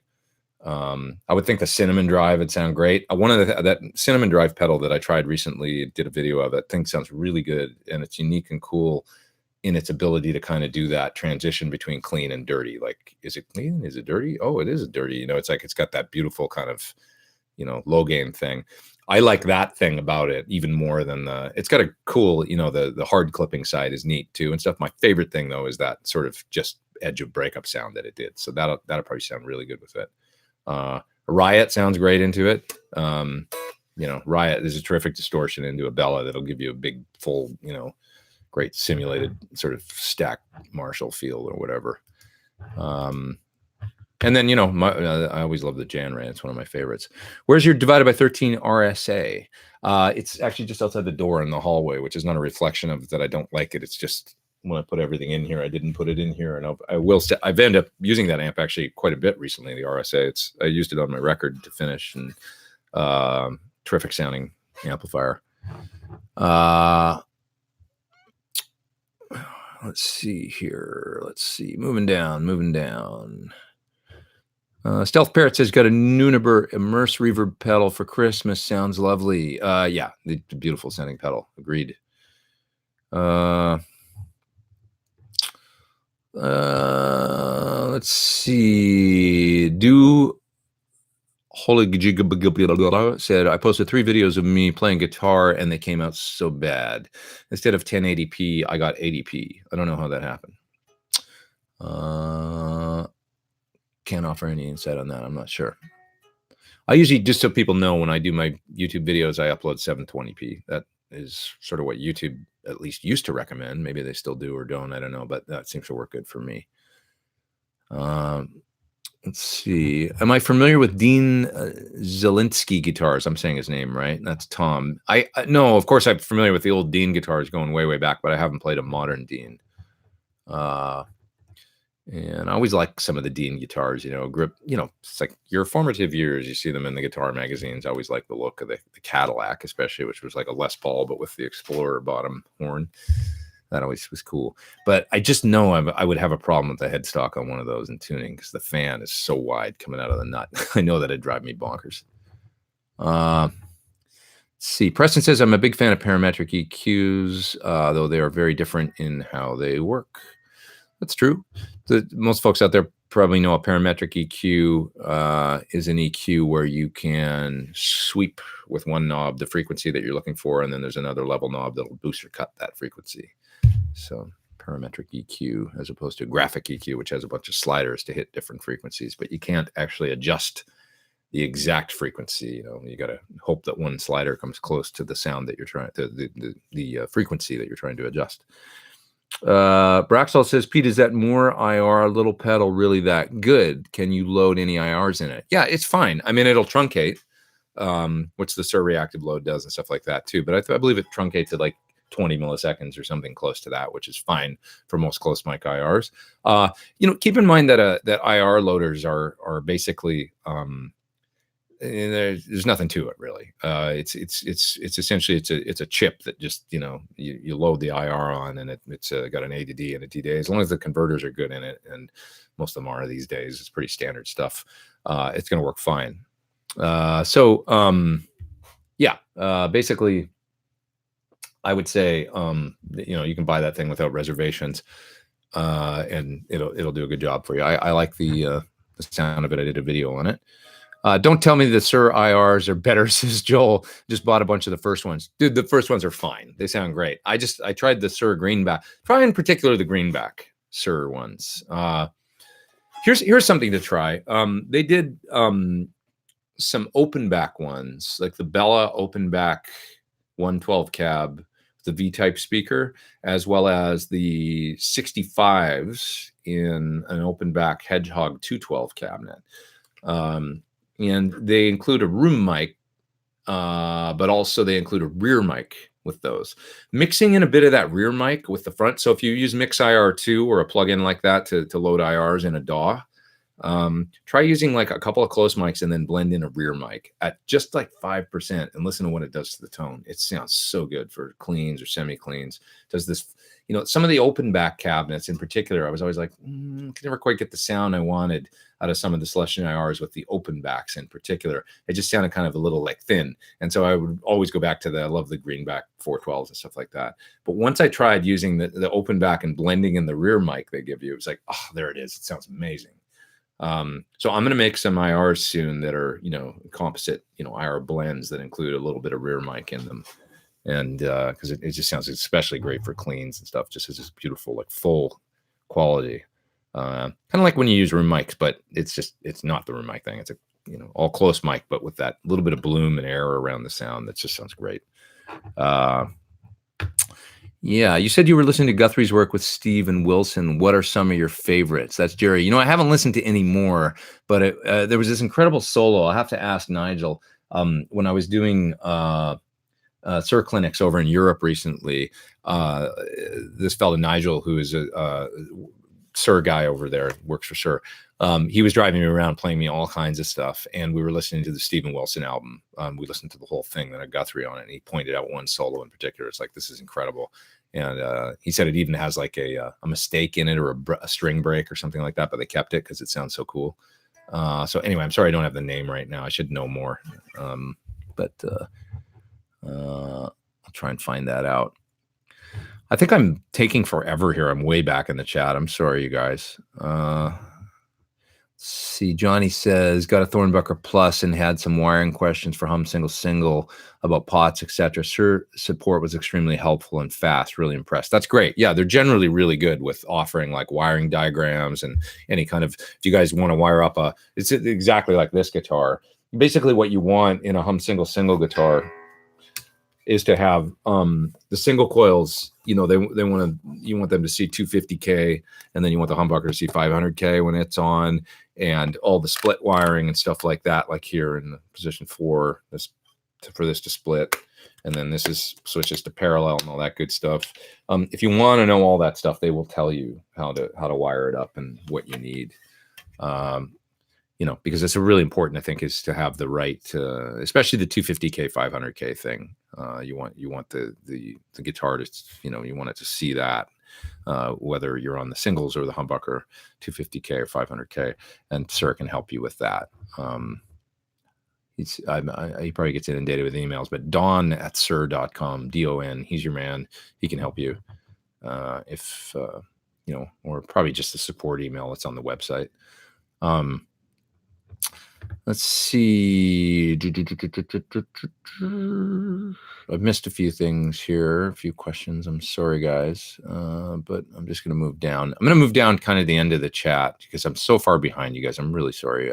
Just hit me up at the end of the like send your thing again. It's 12:33. I'll go to 1 today because we got such a great. There's 512 people online, which is just awesome. So I'm going to stick around here. Okay, let's start with this. Michael says, hey, Pete, congrats on the new studio. Thank you, sir. And Mike Jones says that he got a Marshall half stack when he first started, didn't know what the effects loop was. And even after he sold it, wasn't until digital and VSTs playing around with virtual gear that I did learn about this stuff. Yeah, well, you probably had fun with your Marshall, though, right? I probably didn't use the effects loop on my first Marshall either, so don't feel bad. Have you tried the Game Changer plasma pedal yet?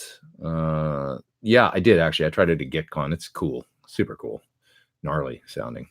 It's a fuzz that's kind of unique and sounds really brutal.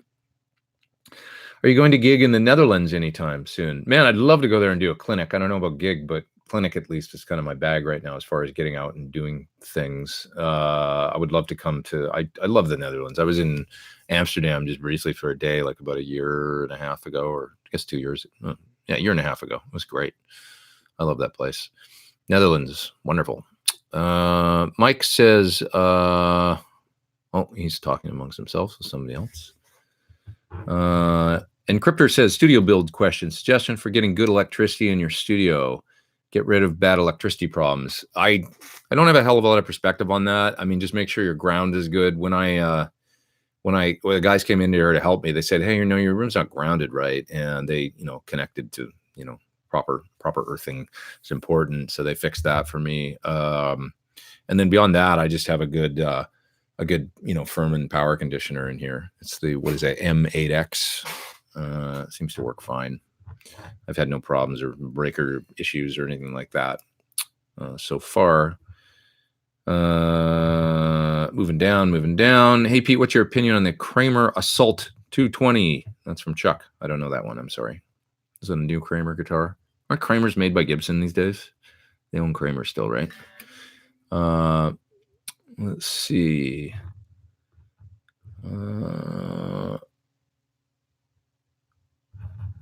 Pete, have you tried the Keeley Tone Workstation, Arturo?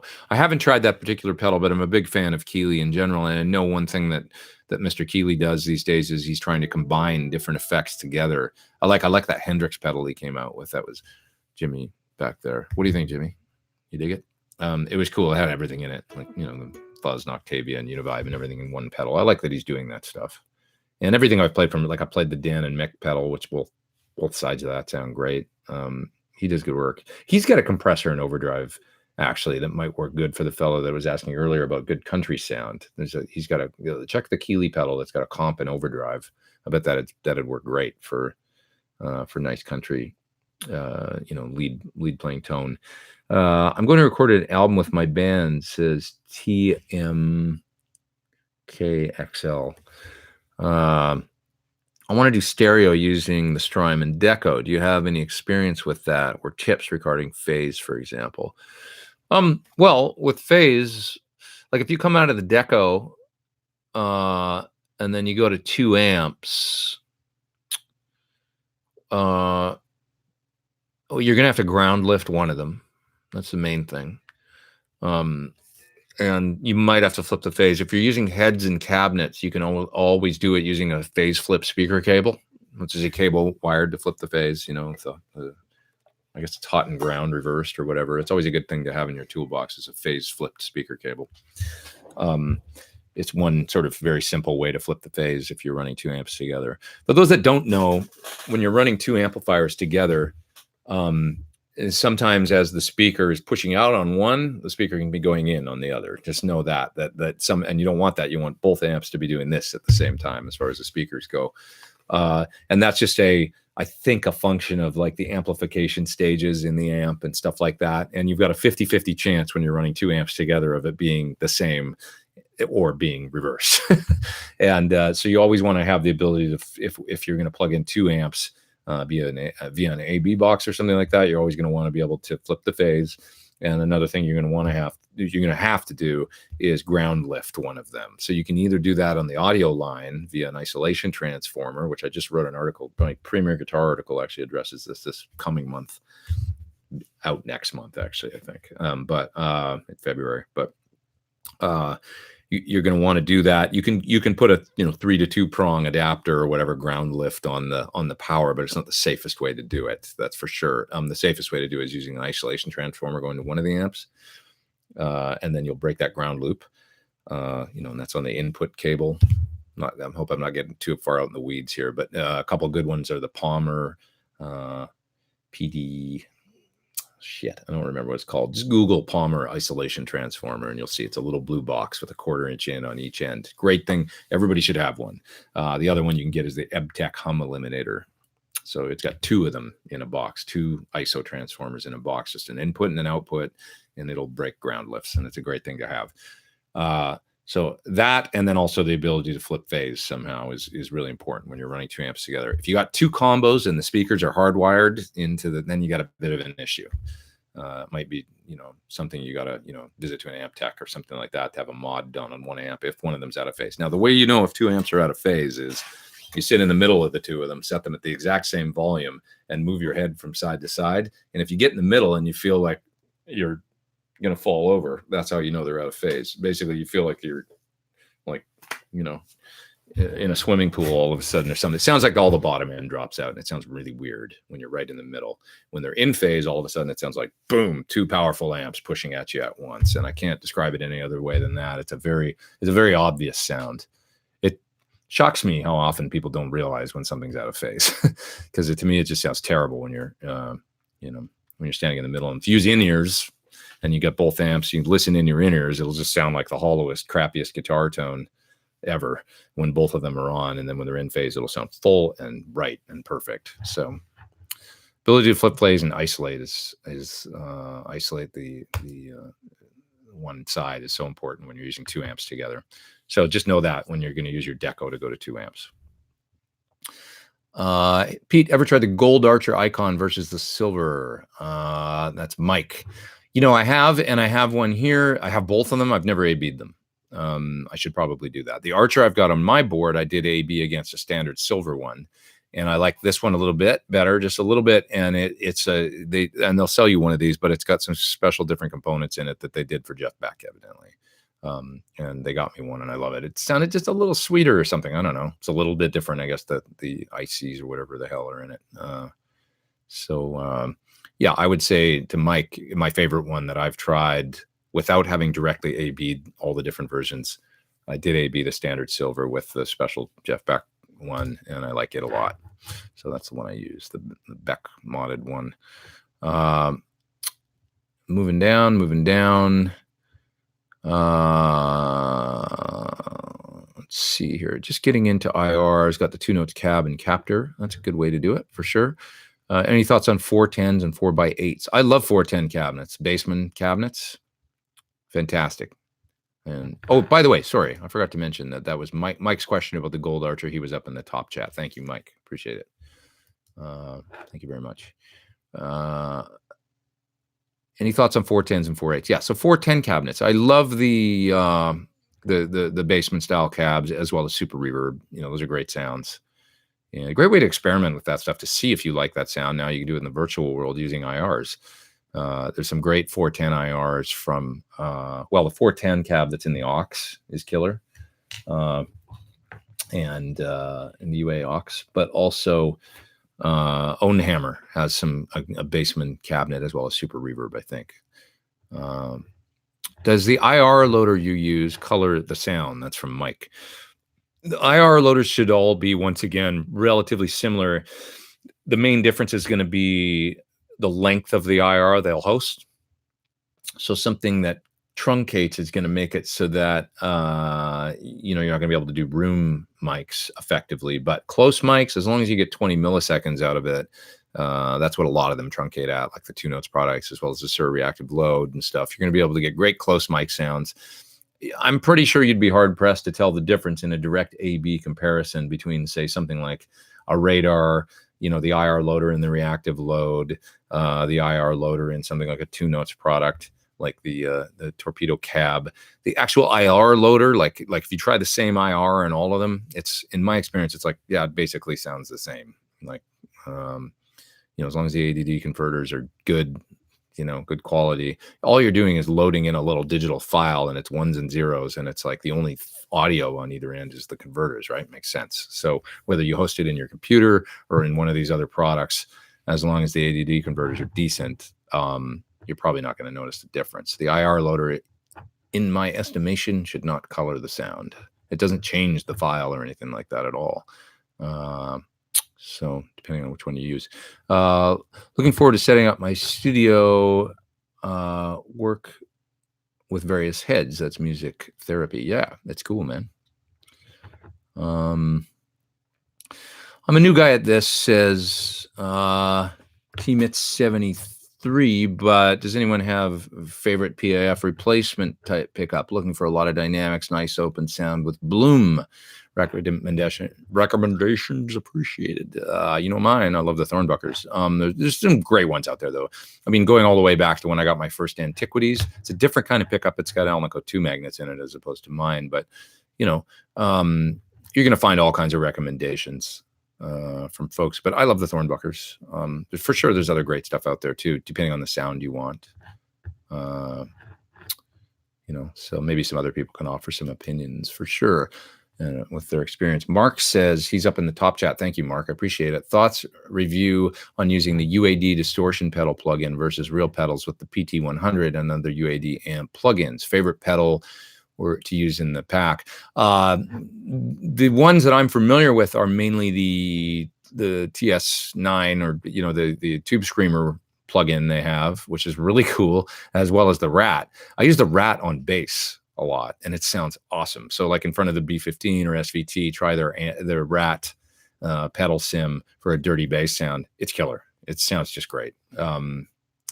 But yeah, I mean, in front of the plugin, go for it. The only thing is that you've only got one unison slot on UAD to put, so if you want to put the amp in there, then you got no room to put the, so the pedals either got to come first or the amp, but your mileage may vary. Maybe it doesn't matter, So you got to just give them a try, try something basic. Like if you got a Tube Screamer or Tube Screamer style pedal plugged around, plug it into the interface and then try their Tube Screamer, see what you think. They're pretty great. The virtual stuff is, I got to say, pretty amazing. So Lauren's in the house, L. Scott Music. He knows about this stuff. He's talking about studio power, I do believe. He says, first step is an independent line for your music equipment. Put general stuff and lights on a separate circuit. Power conditioner will help. Power regenerators are expensive but effective. He knows his studio business. That man, I know he does. So he would be able to offer better advice. Everything's been working out good here as far as my power goes. It seems quiet and, it's cool. Preston Smith says, Pete, you used to use an ISO cab. It appears you use IRs now, or at least most often. Do you still use an ISO cab and is in your new studio? So yeah, that's a great question. I've got another room here that I'm going to put cabinets in, but I just haven't done it yet. And what's happening is John Shanks, producer, engineer, great guitar player, plays and produces Bon Jovi now. He's got a whisper room that he's not using. Whisper room, for those that don't know, is like it's like a portable ISO booth, except it's not that portable. It's like 9x11. His is, you can get them in different sizes. And so it's you build a room, essentially. They send you all the stuff, and then you can build a room in a room with this thing, and it's like an isolation booth. They're quite expensive, so he's going to lend me his because he's not using it. We're going to build that in another room here, run tie lines from this room. So I've already got the holes all done and everything. I'm going to run a long speaker cable out of here all the way over to the other room, and it's going to have cabs in it. So that'll be happening soon. For now, I've just got the load boxes hooked up. I don't have the ability to record a cab, except in this room. I can mic a cab in here. I'd just be in the same room with it. But that'll be next. I've just been so busy moving and also getting this room set up and getting some work done that I put the ISO room on the back burner for a minute. But probably within a couple of weeks, we'll have it up and going. Maybe it'll be after NAMM at this point now. I don't know, because that's coming and looming pretty quick. Jumping off for now, says James Carroll. Thanks for your time as always. Thanks, James, for joining. I appreciate it. Let's see here. I'll move down a little bit. Favorite pickups for the Sir Classic Pro. That's McKinley's up in the top chat. Thank you, sir. Thornbucker and 2 V60 LPs is my favorite that I've used for quite a while. I see there's some fret wire talk going on here. Cato is talking about using 6100 frets or 6105s. Oh, that's interesting. You guys are talking amongst yourselves about frets, and Cato says he's used a 6105 or 6100 up from the 1st to 12th frets and 6105 from the 12th fret and up, and he loves it. That's interesting. That's pretty ballsy. Try 2 different fret sizes. So that would mean that you're using 6100, bigger, wider, all the way up to here, and then 6105 all the way up from there. 6100 to here, 6105 from there on up. As the neck is getting, as the frets are getting closer and closer together, you've got a thinner wire. That's interesting. And you like it, huh? I know you probably got to dress the 6100s down, though, then to be the same height as the 6105s that are higher. So that's kind of a big job, but I would love to try that and see if it works. I've never tried that. Mixing fret sizes. Neat idea, though. Let's see. Do you hear a difference between SPDIF and line out on the aux, says Yo-Yo Ninja Boy? There's probably not a hell of a lot of difference. You are going to go through an extra A to D conversion stage, so there's going to be more latency. There's not going to be any difference in this. Like the sound output coming out the digital out is going to be exactly what the aux does. The sound output coming out of the line out and then into your interface, you're doing a D to A conversion and then an A to D conversion. So there's going to be a bit more latency, and you're going to get a bit of whatever coloration those A to D converters give you. So it'll depend on, your particular setup. The main reason I wouldn't do that is it's just not necessary. If you've got a SPDIF, or Toslink or whatever, you're, going into the into your interface, and you can do it that way. It's probably best because you're gonna, no matter what, you're gonna get lower latency, which is always nice. Okay, move down a little bit. Low wines or over wines, says a Adio Tomo. Pickups, I like lower wine pickups if I had to pick between the two. Sometimes high output pickups are cool. I do have a few guitars, my Sir Modern and my EVH. You know, EVH has the EVH pickups in it, which are like, I don't know, up around 14K for the bridge humbucker, I think. So they're hot, kind of hot. And in that guitar, it's cool. I like it. And then the Sir as well has the Aldrich pickups, which is, I think, is like 17K. So I just decided to, you know, it's cool to have a couple of guitars around with those. But for the most part, I use lower output pickups. Chris says, if your studio was burning down, don't let that happen. Knock on something. Which guitar would you save? Oh, God. I'd grab one of my signature models, that 335 back there, the Telly that's over my shoulder, and probably my old Strat and my D28, which is back there somewhere. Those are the ones I'd grab. And if I didn't make it out with all of those, I'd just burn. It's all or nothing. Okay, moving down. Do a reactive load demo, says Leon. I know. I really should. I was thinking about that. I should knock out one pretty quick. But there's so much to do, man. So many. If you knew, like everything, I got this Vemaram pedal here. I got this Frustration. I've got what else? A Supro thing. I got a Crazy Tube Circuits. I got a Carl Martin pedal back there. I got a delay pedal I got to get to. An orange ADD converter thing. By the way, this is my latest thing this week that I'm doing a video of that'll be out in a few days. I think I can show it here.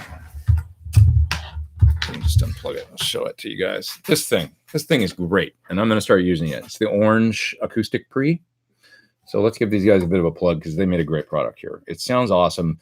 You plug your acoustic guitar into it and get a lovely sound. It's got a whole bunch of options. It's just two discrete channels. One channel has a 1/4 inch in, and the other channel has an XLR or 1/4 inch in, and you can blend them together. So for guitars that have multiple multiple pickups, and say like a pickup and a mic with separate outputs, you know, you can blend them together. There's phase switches for both the inputs, so you can get them in phase and stuff like that. You could use, say, the one input for a guitar and the second input for a vocal mic if you were doing a gig, and then have independent control and send, you know, to the PA just one line. It's got 2 effects loops built in. It's got XLR out or line out on it. So I recorded a version of my song Rosemary using this thing, and it sounds awesome with my Martin. It just, I don't know. I'm going to start using this thing live myself for my acoustic rig, I think. Just have a separate line running to this thing, and then this will go to the, you know, the house. And it's got isolation transformer on it. You can lift on the outputs. It's got a mute. What else? Fan and power for the XLR input. This thing's great. If anybody out there needs a good acoustic preamp, you know, into EQ on each channel. This heat control for channel A, which is kind of like turns it, as you turn it up, it's almost like an exciter. Gives you like more harmonics, a little more top end, and a little bit of compression and stuff. And it's like warmer sounds as you turn it down. Anyway, I just really like this thing a lot. The video will be coming out this week. You guys will hear it. It's just really nice. Does a beautiful thing with that Martin guitar. And I need something like that for live. Occasionally, you know, in the past, I just got one line coming out of my pedal board going into a DI and go, that's my acoustic rig. And I just let the you know, front of house guy worry about the sound and the tweaking the EQ. But occasionally I've run into issues in Japan recently where, because Ichiro, the other guitar player in Toyoshi Nagabuchi's band, he has nice LR Bags preamp and different stuff. And he's got a great soloing sound on acoustic. And I've run into situations sometimes where my sound is not poking through enough. And I'm like, man, I wish I had like an EQ right now so I could just get some 2K or 1 point whatever going and make my tone cut a little bit more. And that I could do with this thing. It's, you know, not to mention that just some of the other features are just great on it. 12:54. I'll go another 6 minutes here, guys, and I'm going to jet.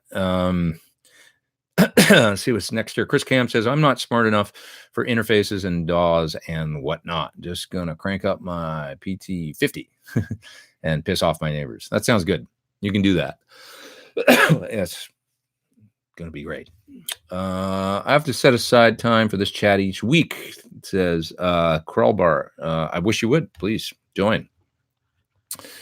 I'm here for at least, it seems like an hour and a half or 2 hours every Sunday. Mark says, check out the Doug and Pat show for an awesome years-long exploration of PAF pickup alternatives. Yeah, I got to check that out too. I remember seeing they did something like that. Yeah. And let's see here. Oh, we got a person that I need to remove from the chat. Goodbye. And that's that for that. I love the remove thing where you can just get rid of losers and they can never come back unless they start a new YouTube account, which is kind of fun when you think about the amount of trouble it is to go through and start a new thing, and that it takes them at least 20 minutes to do that. And then I can just, it's pretty cool. Let's see.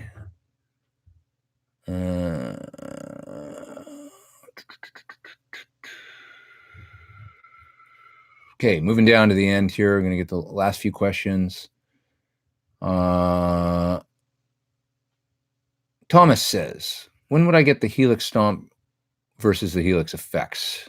I'd like to get one or the other. That's a great question.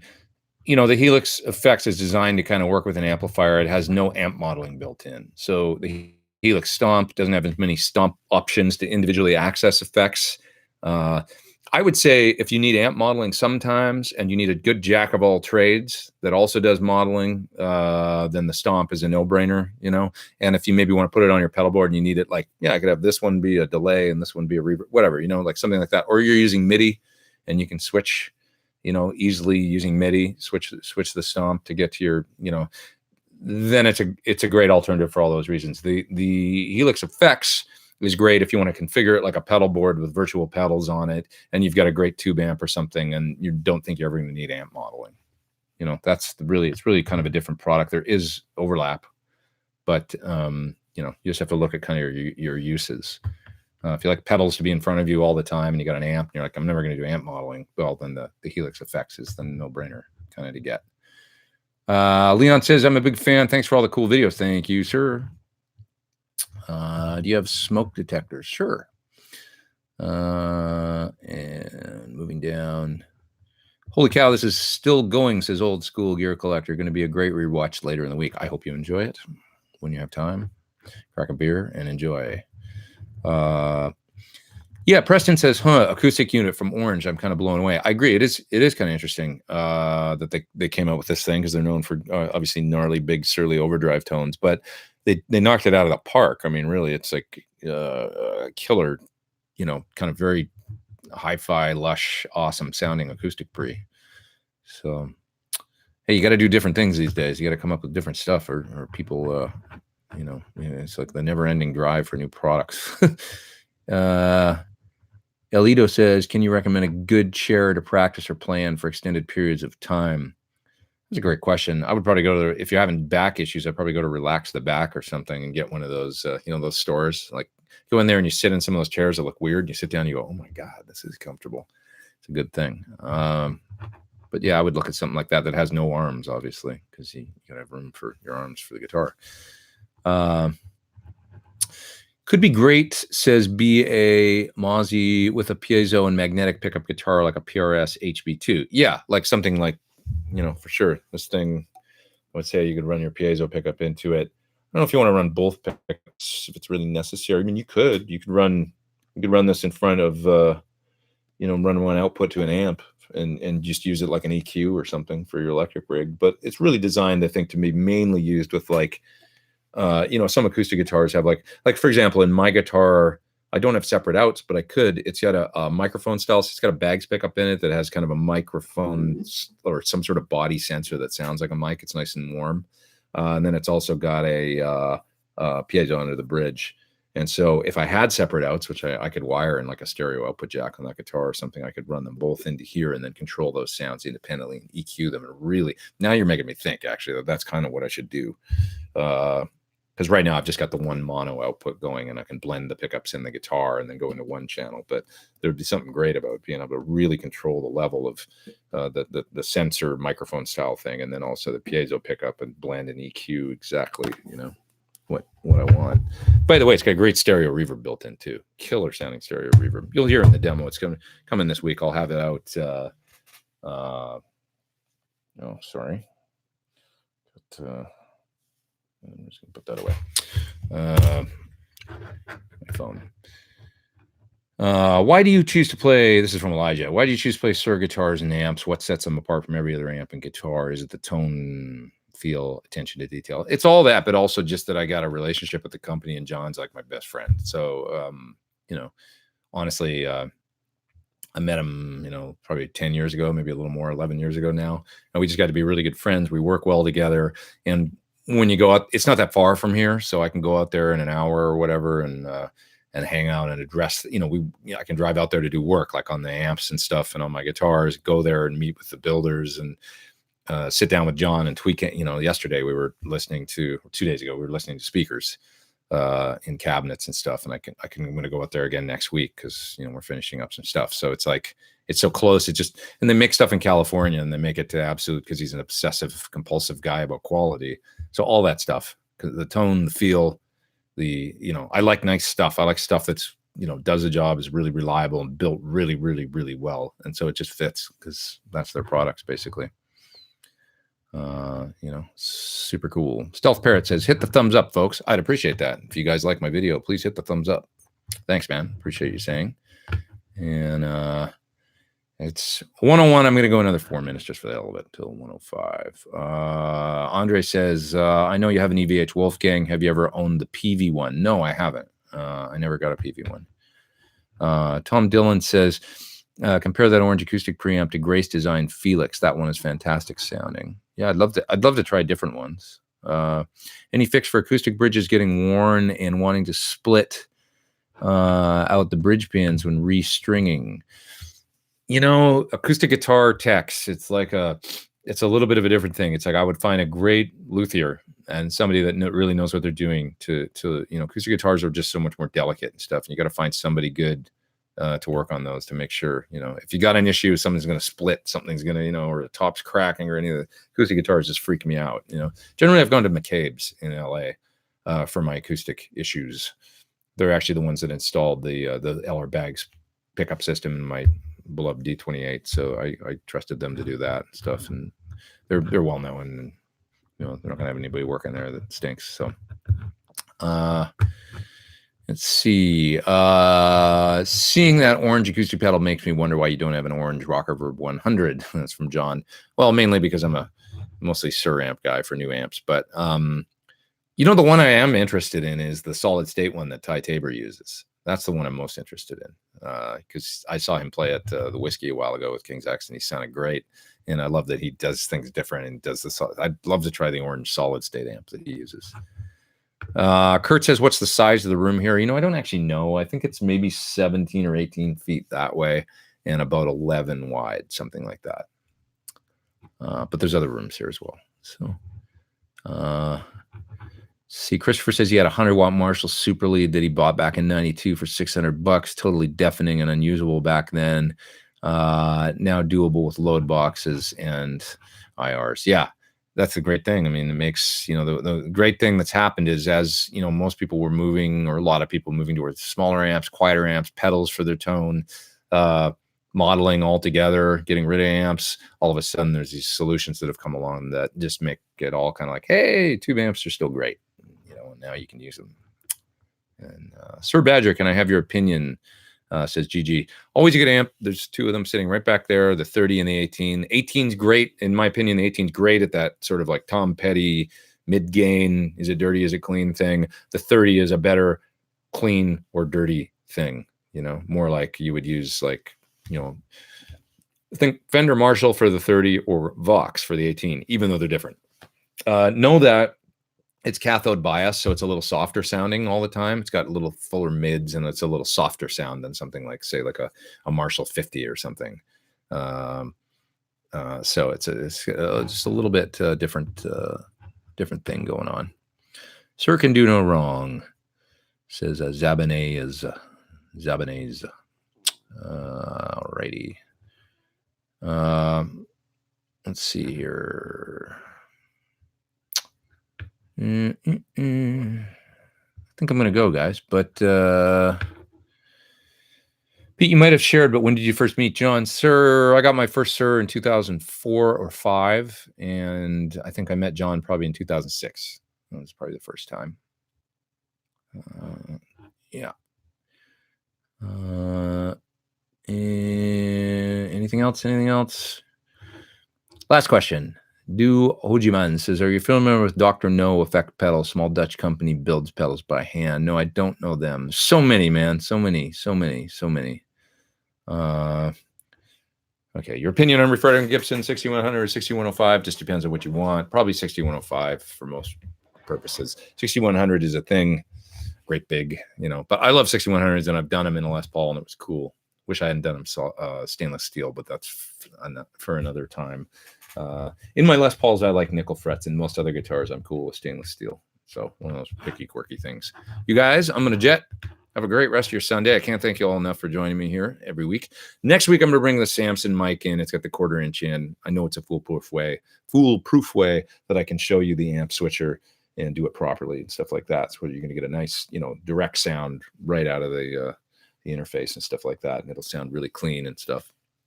So we'll do that next week. So you get a little bit better demonstration of that. Okay, y'all. Have a great rest of your Sunday. Thanks for joining me once again. And watch out for the Orange acoustic pre-video this week. That's coming, as well as probably the Fuzzstration and some other stuff that I'll put out this week. And please check out Pete Thorn too if you haven't. It's everywhere now. You can stream it if you want. Spotify, Apple Music, all that stuff. And please hit the thumbs up, and please share the video if you enjoyed it. All right, take care. We'll see y'all.